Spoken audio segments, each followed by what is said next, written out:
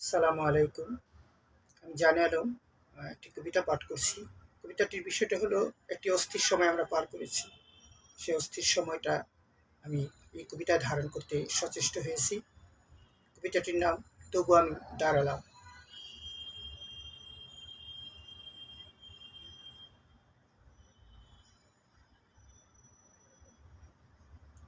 একটি প্রসন্ন প্রসূন প্রত্যুষের প্রত্যাশায় প্রজন্মাস প্রসব যন্ত্রণায় যেন কাটাচ্ছে কাল।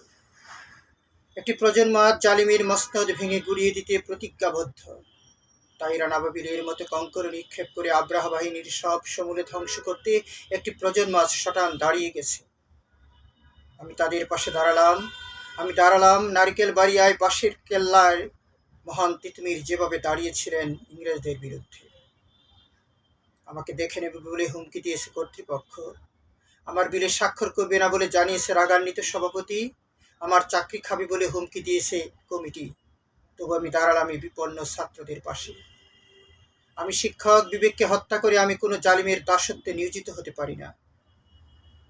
নির্যাতিতের কান্না যে শোনে না সেই প্রকৃত বধির।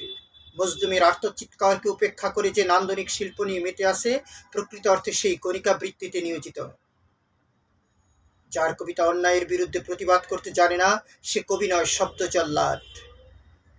যার কবিতা অসত্যের বিরুদ্ধে হাতিয়ার হয় না সে কবি নয়, বন্য কাপালিক। আমি দাঁড়ালাম এই বিপন্ন জনতার পাশে। আমি দাঁড়ালাম এই আগ্নেয়গিরির অগ্নুৎপাতের পাশে। আমি দাঁড়ালাম এই সংগ্রামী রক্তজবাদের পাশে। আমি দাঁড়ালাম এই রক্তচূড়া রক্তলাল গুলমোহরের পাশে। হয়তো উপসে কাটাবে রাত আমার শিশুপুত্র শিশুকন্যা, হয়তো আমার স্ত্রী বিমর্ষ হবে। তবু আমি বিবেককে হত্যা করে কোনো জালিমের মসনদের খুঁটি হতে পারি না।